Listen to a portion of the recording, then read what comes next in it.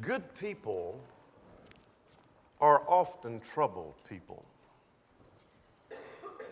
And a case in point could be found in Luke, the 10th chapter. You are familiar with that story where Jesus comes to the house of Mary and Martha.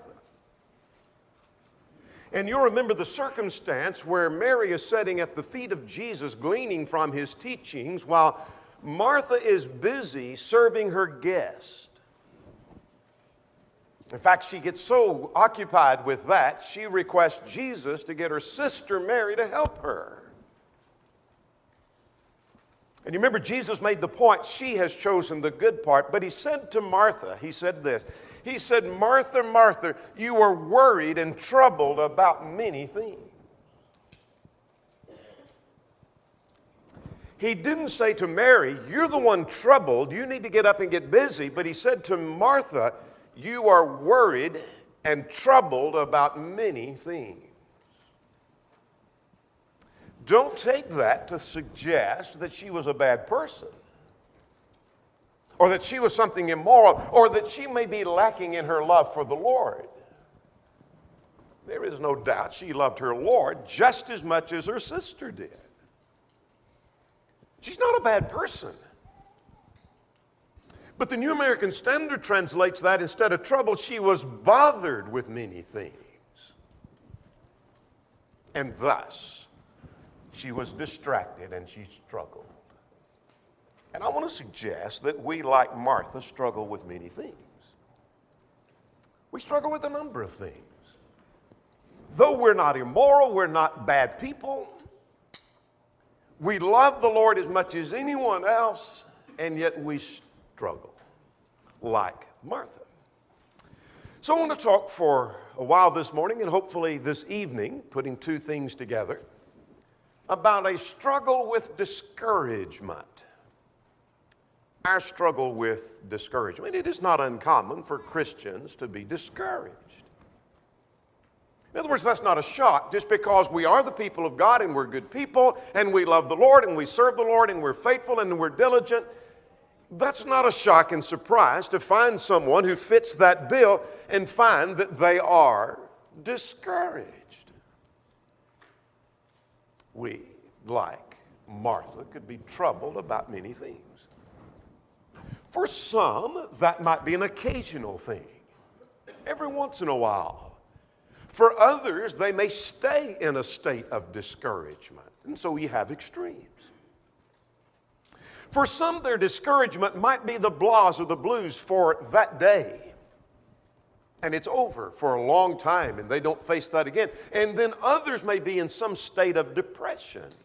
Those are different. Those are quite different, and yet both could be labeled as being people who are going through some kind of discouragement. I want to suggest to you that Elijah reached a point where he was pretty low. Real low, in fact. So let's open our Bibles to 1 Kings chapter 19. We'll get there in just a moment. Perhaps we like to think of these great prophets like Isaiah and Elijah and Elisha, Jeremiah and Amos, are people that are men of steel who are of unreal temperament, larger than life figures. And we can't imagine them getting discouraged. We can't imagine them getting low. And yet, the book of James says that Elijah had a nature like ours. It means he was human like we are. He went through the same emotions we do. He faced trials just like you face trials. So in our text, in 1 Kings chapter 19, he reached a low. We don't have time at this juncture. We'll come back later in our study. So don't think we're just going to skim 1 Kings 19 and not touch it. We're going to skim it right now, but we'll come back to this more later. But this is the case where it's finally climaxed to the point with his dealing with Ahab and Jezebel, that Jezebel is out to kill him. He's running for his life. So in 1 Kings chapter 19, he reached a point where he really thought no one cared anymore. You ever feel that way? He finally reached a point he thought no one wanted to do what was right. Look at verse 10, 1 Kings 19 in verse 10. He said, I alone am left, and they seek to take my life. They're out to destroy the righteous people, and they are out to destroy me, and I alone am left. No one else wants to do what's right anymore. He felt lonely. You ever feel that way? And he felt like he'd just soon dies to live. Look at verse 4 that he said, it might be, and he prayed. The text says, it is enough. Now, Lord, take my life, for I'm no better than my father's. I'd just soon die as to live. Well, he's not thinking about suicide. What he's thinking about doing, though, is I wish the Lord just take my life. I wish it was all over right now. It'd be better off for me. And what I'm wanting you to see is Elijah struggled, and so do we. He was discouraged, wasn't he? So let's talk about a struggle with discouragement. Let's start with this, as we always should and do, defining our terms. What is discouragement? What are we talking about? Now let me get ahead of myself and fast forward to the end of this section, this first section, to suggest this is a very broad term that encompasses a number of things. So let someone say, oh, I know what he's talking about, and you're zeroing in on one particular point. It's broader than that, and we'll talk about that as we go along. When we go into our New Testament, let's go to the New Testament now. We'll come to the Old Testament in a moment. And if we did a search for the word discourage or discouraged, and we search for that in our New Testament, we'll find it 3 times in the New King James translation. You may have a translation that only uses it twice, or maybe more than that, depending on how they translate some words or phrases. But there are 3 times where this term is used in the New Testament, and that gives us some enhancing understanding of what this concept may mean. This is in Colossians chapter 3:21, where fathers are not to provoke their children to wrath, lest they become discouraged. That's an interesting word there. The word that is translated discouraged in that text simply means to lose heart, disheartened, or dispirited. We'll make a point from that a little bit later. And so do you ever reach the point that you feel like, no matter what I do, I feel like I'm losing heart, I'm disheartened, I am dispirited, discouraged? Hebrews 12 uses it twice now. Let's go over to Hebrews 12, if you will. So let's go to Hebrews 12 and notice at verse 3. This is written to some Christians who are discouraged in the midst of discouragement now. And in the midst of persecution, they are discouraged. We'll describe the state of their discouragement, the level of it, a little bit later in our study. But I want to look at verse 3, he said, for consider him who endured such hostility from sinners against himself, lest you become weary, here's our word, and discouraged in your souls. You could easily become discouraged. Verse 5, do not despise the chastening of the Lord, nor be discouraged when you're rebuked by him. Now that word means, BDAG says, to become weary, and I like this expression, give out. You ever run as a child, and you're just running and running until you finally just give out? Or maybe as an adult, an emergency come up, and you run as hard as you can to see about, and then before you get there, you just give out. That concept that describes that is describing the spirit of discouragement. Oneida said it means to become discouraged, to lose heart, to give up. The same word is translated faint is translated weary in other texts. So here's our conclusion about how the word is used in the New Testament. 2 different words, but here's how it's used. It means to lose heart. Do these describe you at times? I'm losing heart, I'm becoming weary, I'm growing faint. I feel like I'm giving out. Sometimes I want to throw up my hands and give up. Now, why are you doing that? Well, that's more in a moment. We'll get to that. We're just describing the concept of discouragement. Let's go to the Old Testament now. There are 6 different words in the Old Testament translated discourage or discouraged. This is the case, Numbers 21 and in verse 4, where they had to go around Edom. Remember, they wanted to go across, and they were forbidden to go across Edom, and so they had to go around.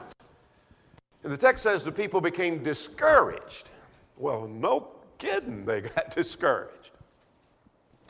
Your footnote may say, and your lexicons will say, that word, that Hebrew word, means to be impatient. Well, yeah. I got a little impatient about that. We want to go straight across this country, but we have to go around. Yeah, I'm a little impatient about that. The word that describes that is the word translated discouraged. Here's another place where it's used.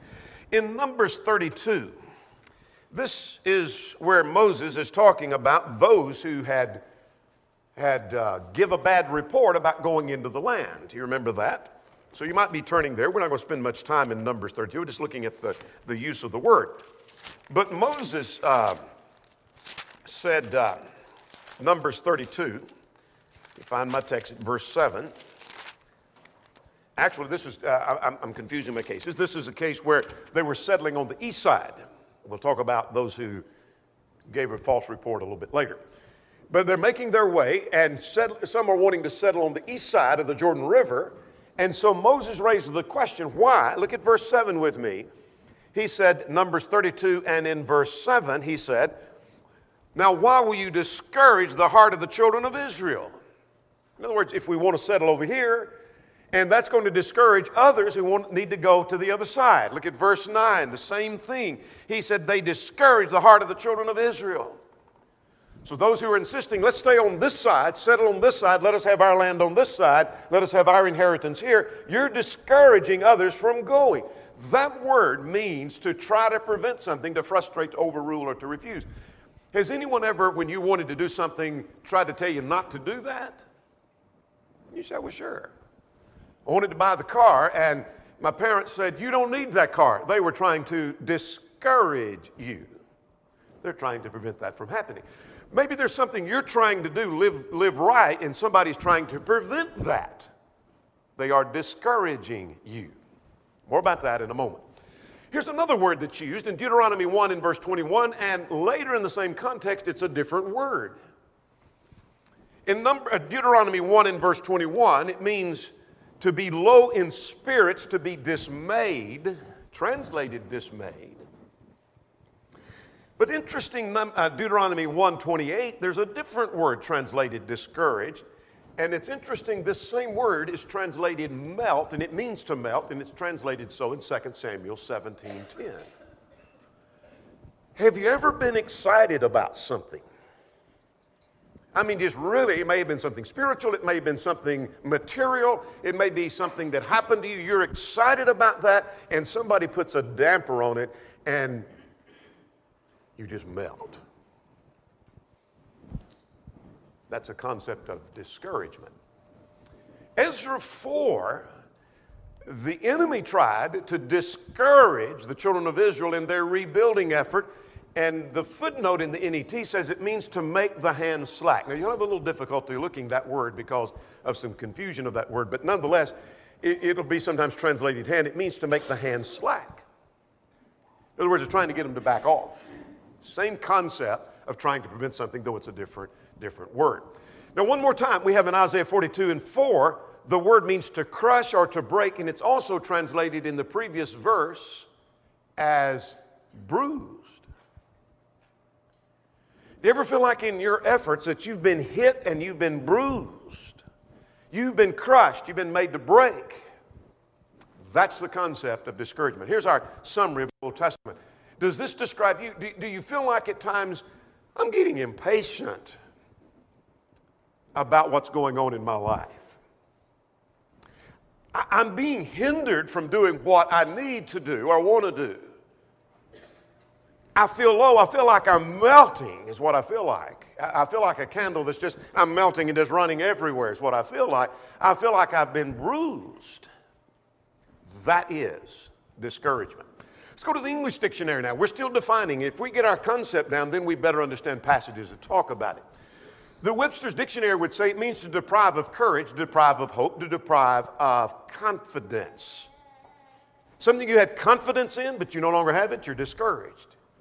This hope is not talking about the hope of eternal life. It's just a brighter outlook. You had a brighter outlook on your health, and you don't now.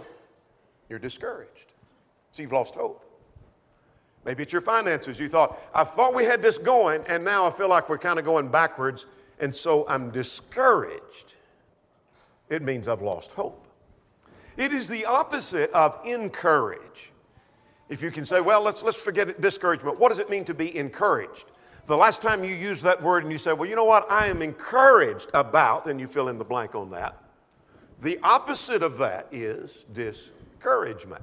Here's some synonyms. It means to be disappointed or be down or be disheartened, or it means to be troubled, have the blues, be even the state of depression, being gloomy. There is a legitimate need for encouragement. Let's go to Hebrews chapter 12 again and in verse 3 and 5. Now, we looked at that just a moment ago. This is written to some brethren who are being severely persecuted and being told what you believe about Christ is not true, and trying to get them to go back to Judaism. And so they are discouraged. And here's the point I want you to see. It's possible any one of us could be discouraged. That doesn't mean you're a bad person. That doesn't mean your faith is weak. It just means we face discouragement. Look at chapter 12, verse 3. Hebrews 12 and in verse 3. For consider him who endured such hostility from sinners against himself, lest you become weary and discouraged. You could become weary and discouraged. Let's go to the book of Romans, chapter 1 and in verse 12. Paul said, now pay attention to this because we're going to come back to this passage a little bit later. I just want to throw the passage out and get it in your mind, and then we'll come back. But Romans 1 and verse 12, Paul thought there would be a real need for encouragement. And what's he talking about? Well, he said that he hoped to come to them and impart some spiritual gift that I may be encouraged together with you by our mutual faith. I'm sending this letter, and I hope, though, to come personally, and when I come and be with you and spend some time with you, what I hope to accomplish is I hope to be encouraged by you, and I hope you are encouraged by me. Here's the point. It's possible to be discouraged. There is a real need for encouragement. So when someone says, you know what, I need a little encouragement, don't blow them off. Don't ignore them. Don't act like you don't need encouragement. Get your act together. But Paul said there is a real need and a place for encouragement. I want to suggest to you, this is a broad term. I said we'd get to the end of this section. Now we're at the end. This is where I was talking. This is a broad term that includes everything from hurt feelings to heartache to clinical depression. That's a broad spectrum, isn't it? Someone's got their feelings hurt. And by the way, let me footnote there to say, hurt feelings are real. And here's someone who has hurt feelings and they say, you know what, I am discouraged. All right, they are. But that's not the same thing as the person who is in heartache because their child has just turned to the devil. Their heart is breaking. That's not the same thing as hurt feelings, but they're both discouraged. But that's not the same thing as this person in clinical depression who needs treatment for their clinical depression. Those are differences, but we call that all discouragement. I want to suggest to you sometimes some depression, not all, not even most, but some of what we might label as depression is merely discouragement. Sometimes when somebody said, I'm depressed, they're just merely discouraged. Sometimes when people are saying, I'm discouraged, they're in deep depression. And so let's understand some things about discouragement. I want you to understand Proverbs 17:22. And I want you to see the contrast in this text. A merry heart does good like medicine. Let's stop there. Here's this cheerful, merry heart. That doesn't sound like discouragement at all. In fact, it's just the opposite. That's what I want you to see. Could you describe to yourself, I have a merry heart, and this cheerful heart and it's good for you like medicine. You realize that there are clinics that treat some diseases with laughter? I've wanted to go for treatment or maybe to treat others. I think it'd be a wonderful clinic to go to. But they treat it with laughter, probably based on this kind of principle. A merry heart does good like medicine. Now, the opposite of that. But a broken spirit, that sounds like discouragement, dries the bone. Let's get some other translation to enhance our understanding. A joyful heart, that's the merry heart, is good medicine, but a crushed spirit dries up the bone. Do you feel like your spirit has been crushed? Perhaps the new century would enhance that. A happy heart, that's the joyful and the merry heart, is like good medicine. My granddad years ago got down and got sick, and the others in the family tried to work with him, and they couldn't get anywhere with him to make him any better, so they called my dad because he could make him laugh. And that cheered him up, and that was better than a dose of medicine. You can understand that. Notice, a happy heart is like good medicine, but a broken spirit drains your strength. And how? And how? Here's another translation. The LEB says, a cheerful heart is like good medicine, but a downcast spirit will dry out bones. Are you beginning to get a better understanding of how the Bible describes discouragement? Now, the word discourage isn't found here in this text at all, but it's certainly written all over it. It's that broken spirit that drains your strength. We need encouragement. Secondly, what causes that? What causes discouragement? Well, there are a number of things I want to suggest to you. And so here's one over here that's discouraged, and their cause is different from this one over here, who's also discouraged. Different causes. And here's a third one. They have even a different cause. So when I mention one of these, this may not describe you at all, but it may describe somebody else. So what causes discouragement? Well, here's one thing. Sometimes it is our disappointment at the sins of others. That was the case with Elijah. He thought he was the only one left trying to do what was right. Oh, he's discouraged at what's going on with everybody else. Sometimes it's our brethren that discourage us. You remember the psalmist said, rivers of water run down my eyes because they kept not thy law. He shed tears upon tears upon tears because of what he saw others doing. Perhaps you've done the same. It might be sin that you see somebody involved in. It might be error that's being taught. It might be church troubles. If you've ever been through a local church that is in turmoil, that's a reason to cry and it's a reason to shed tears, and that is discouraging, I want to tell you. Very discouraging. Some of you have been through that. And if you've never been in a church where that's gone on, take just a moment and bow your head and thank God. It's discouraging. It might be family that discourages us in the sense of the sin of others. It might be there's someone in the family that's never obeyed the gospel, and that's very discouraging. I'm wondering if they ever will. Or it might be someone who did obey the gospel, but they turn away into a life of sin. What happened? They were doing well, and they just gave up, and they quit. That's discouraging. Or it may be that someone in your family believes or practices some religious error, and you can't believe they've gone and swallowed this stuff, and they're now believing things that are just contrary to the will of God. And how could that happen? And that breaks your heart. That's discouraging. Here's another cause. Sometimes physical problems and sickness cause discouragement. And boy, was that the case with Elijah. I want to suggest to you Elijah was exhausted. Let's go back to 1 Kings, now chapter 18. This is the last verse of the previous chapter before our text where we were a moment ago. He's running from Ahab. He's running for his life. And he runs from Mount Carmel to Jezreel. It's about 30 miles. He's not through. Chapter 19 says he ran from Jezreel to Beersheba. That's about 60 miles. But he's not through.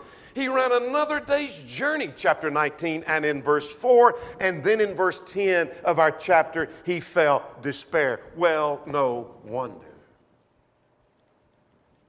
He is absolutely exhausted. You ever feel that way?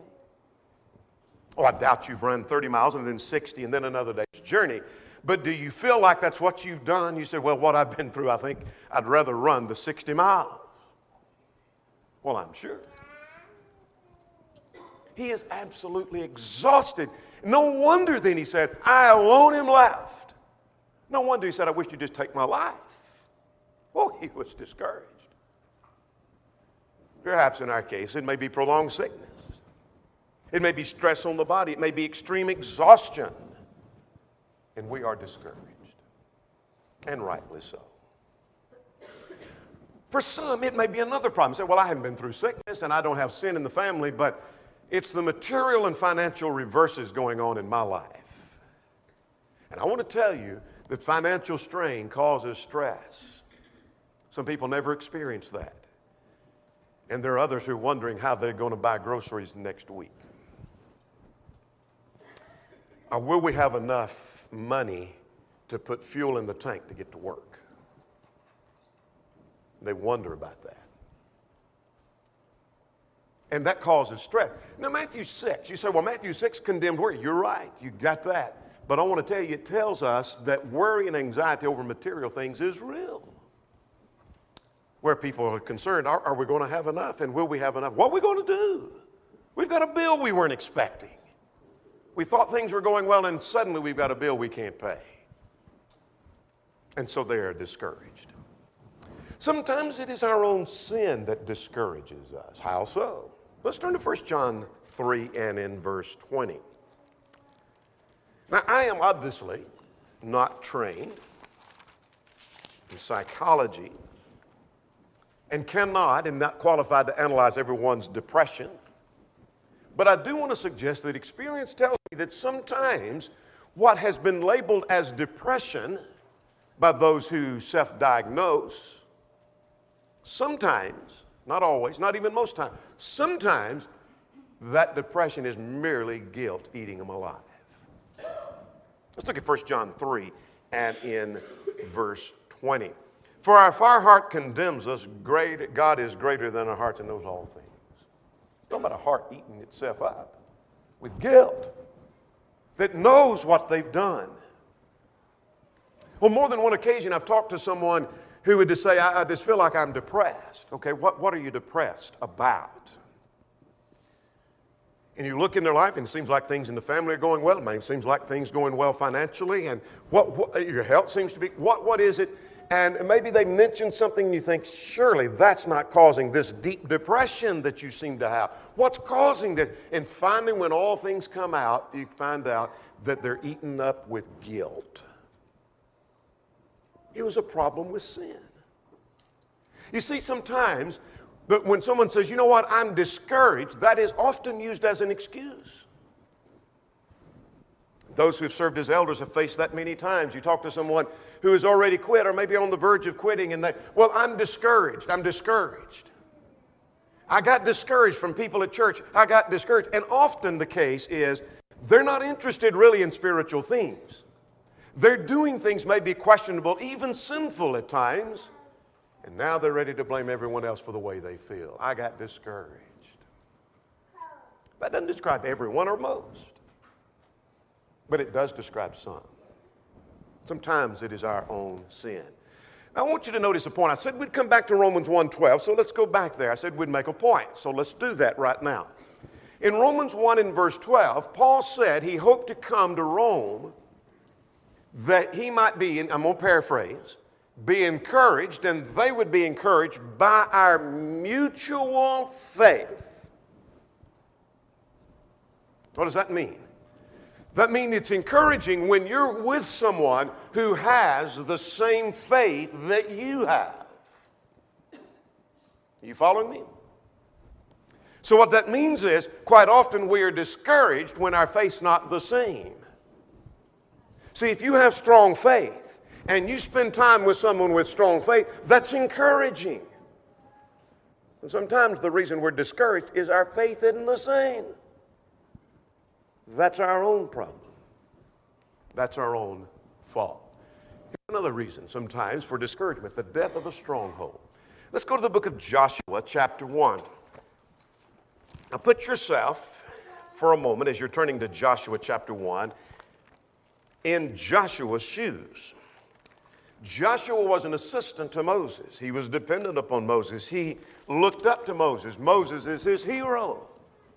Moses is his guide. Moses is his encouragement. Moses is the one leading him. Reckon what's going to happen when Moses is gone? I don't know about you, but there have been some preachers I've looked to as kind of my guide. They're my heroes. And when they're dead and gone, it's different. Who am I going to ask for advice?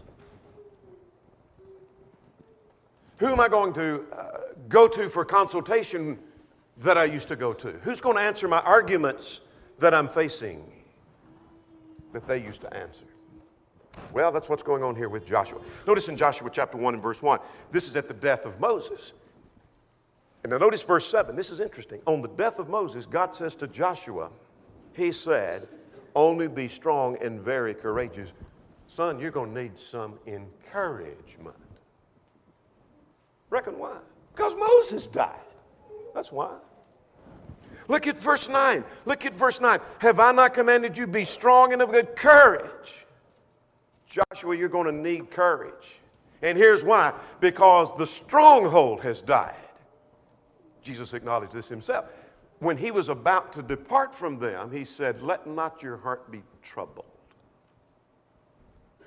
Well, why would they ever be troubled? Because he's about to depart. He's about to go away from them. When he's dead and gone, they're going to be discouraged. In your case, it may be a parent that passed. It may be a mentor, may be a leader. As I mentioned, there have been some mentors that I depended on, and suddenly they die, and I think one day I believe I'll pick up the phone and you can't call them, though. It might be someone that you've looked to and you wonder, how can I make it without them? Who's going to answer my questions? Who's going to tell me the direction to go? And so we become discouraged. Here's the third thing. I know what discouragement is. I got the concept, and I know some things that cause it. That's not an exhaustive list, but I've got a clue now what might drive discouragement, a number of things that might cause that. But now here's our question for the remainder of our study this morning. And that is, how does all of that create a struggle for me? When I am discouraged, how does that create a struggle for me? Let's go back to 1 Kings 19. Because at times we feel like we're all alone. Remember what Elijah said? I alone am left. He felt like he was all alone. You see, when you're discouraged, sometimes you feel like there's no one to help. Whether that's true or not, that's the way we feel. You feel like there's no one who cares and there's no one who understands. No one knows what I'm going through. I'm sure Elijah felt that way.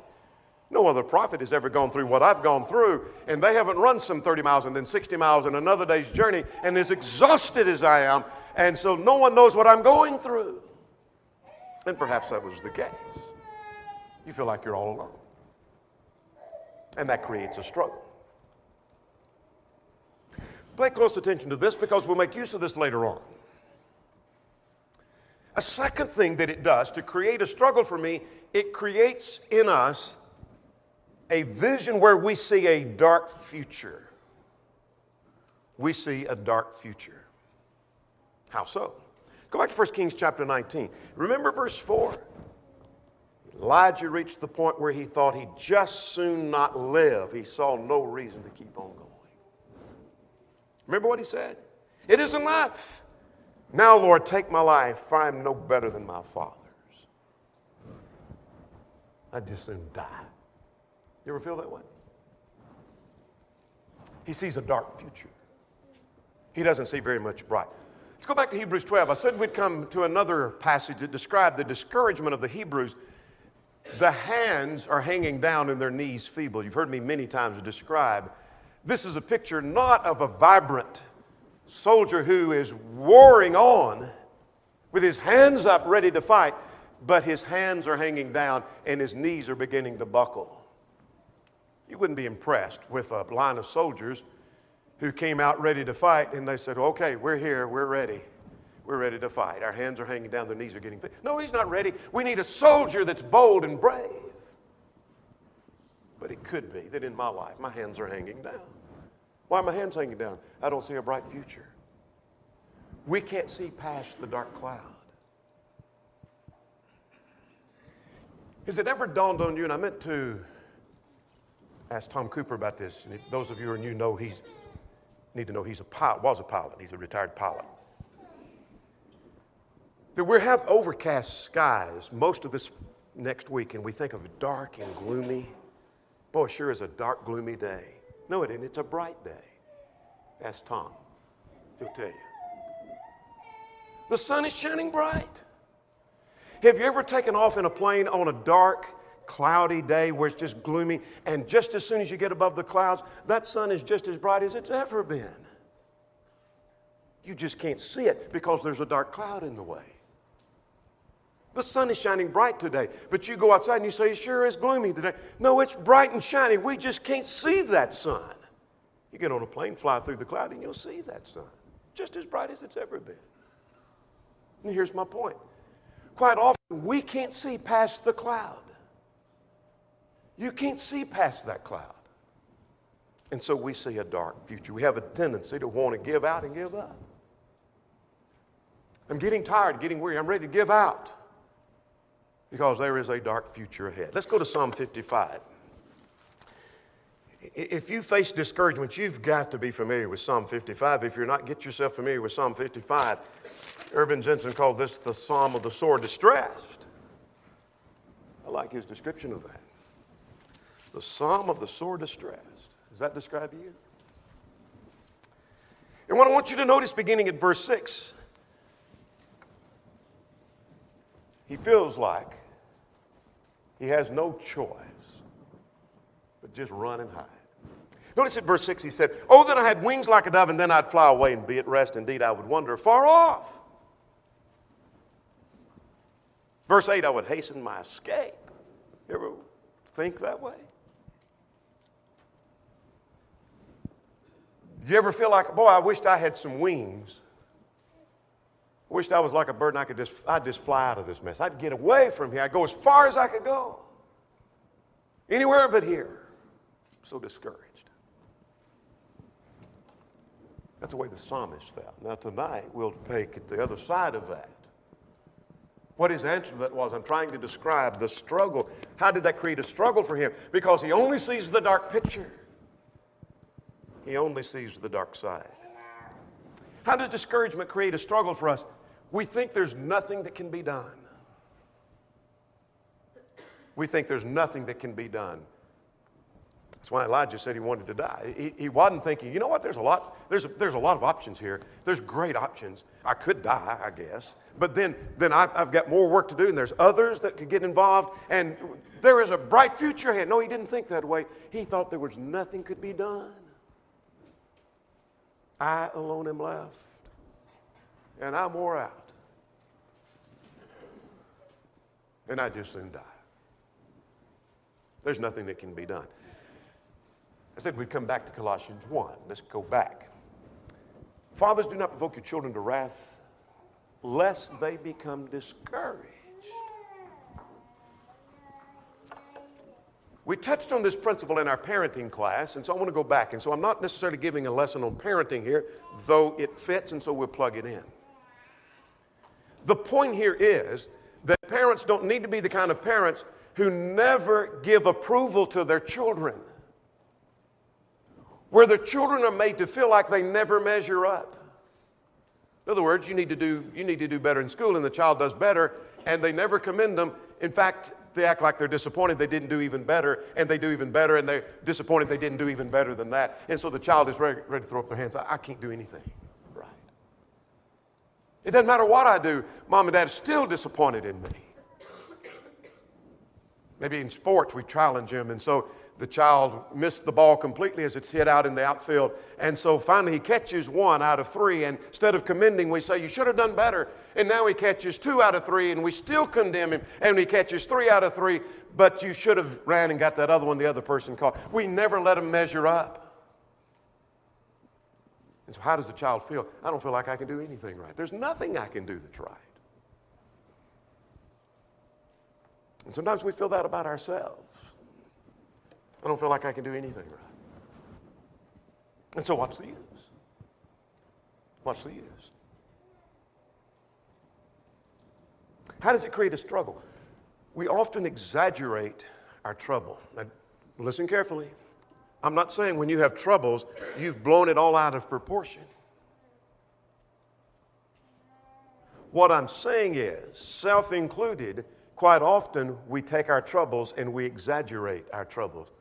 Elijah did. Didn't he? I alone am left. Remember what God told him? There are yet 7,000. He didn't say there's 7 more. There's 7,000 that have not bowed their knee to Baal. Oh no, Elijah, you've overstated and exaggerated the case. It's not as bad as you thought. We do the same.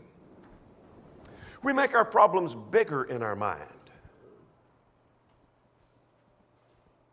And perhaps in your work and in your environment, there are things that happen that here's a small thing and you blow it out and it's a bigger problem in your mind. In my early years of preaching, sometimes there'd be 3 people complain about my work as a preacher, and I thought the whole church is against me. Well, not exactly. Not exactly. But you blow it all out of proportion. And we do the same thing. The reason is we see that darker side. We see things as bad as they can be. There is no sun above. All I see is a dark cloud. And so if I'm sick, I think I'm dying. If I do one thing wrong, I can't do anything right. We're blowing it out of proportion. There's a little difference between me and someone else, and now we have a big rift. We have division. There's a small financial reverse, and I think I'm ready for bankruptcy. I feel down for a day, and I think I'm in deep depression. That's how Elijah dealt with it. I alone am left. We exaggerate our troubles.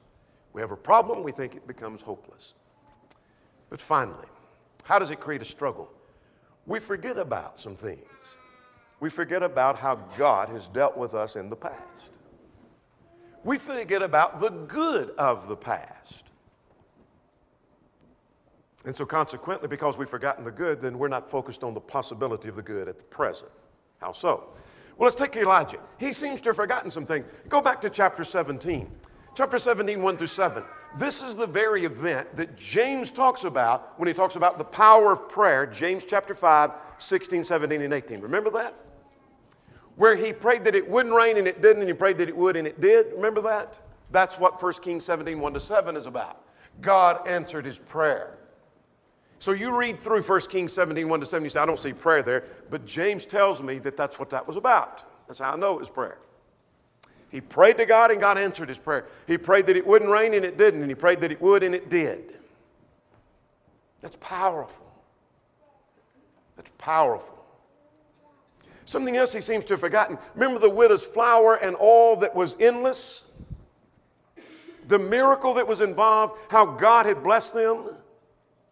Elijah was involved in that. Notice further the raising of the widow's son in chapter 17, 17 to 24. That miracle that was performed. Remember the victory at Mount Carmel?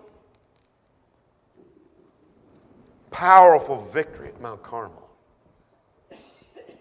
So when Elijah reaches the point that he is exhausted, he said, I alone am left and they seek to take my life and I just die. Wait a minute. Elijah, did you forget about how God answered your prayer? Do you remember this miracle? Do you remember this other miracle? Remember this great victory? Maybe you've forgotten about some of that. Before we get too hard on Elijah, I want to suggest that we do much the same thing. And that's how my discouragement creates a struggle for me. You see, in the midst, I'm focused on this dark cloud, and I forget about how God has blessed me. And the many, many good days gone by where he has richly, richly, richly blessed me. All I can think about is the problem right now. And look at what God has done. For example, how God has answered our prayers over and over. I think the older you get, you'll recognize this, that God answers our prayers in the affirmative more than in the negative. Oh yeah, I've prayed where God's answers was, no, that's not going to happen. And it didn't. There's been far more times where I pray for something and God did exactly what I was praying for. Elijah had forgotten that apparently. And maybe we're forgetting that too. Maybe I forgot. I prayed and God gave me the answer I asked. And I prayed again and I prayed again and I prayed again. And God's answered each one of those. So why am I so down at the moment? Or maybe we forget that we overcame some things in the past. It may have been something physical. It may have been something financial. It may be a spiritual obstacle I overcame. And overcame that and I got better. Things got better. And look at the hurdles that we've jumped in the past. That should be encouragement. We can jump some more in the future. Now, our fourth point, how can one deal with that? That's our study tonight. Come back and be with us tonight. Now, what we've done is describe the problem. That might discourage you that we haven't got any answers. Tonight we deal with the answers. Come back and be with us tonight. We're going to talk about how do I deal with discouragement? What do I do now? I know what it is, and I know what causes it, and I know the struggle it creates, and you're right. Oh, that's true. What do I do now? That's our study this evening, Lord willing. There may be one or more present who's not a Christian, who's not a child of God. Would you come believing that Jesus is the Christ, the Son of the living God? Would you repent of your sins, acknowledge your faith in Christ, and be buried in the waters of baptism for the remission of sins? If you're subject in any way, would you come while together we stand and sing?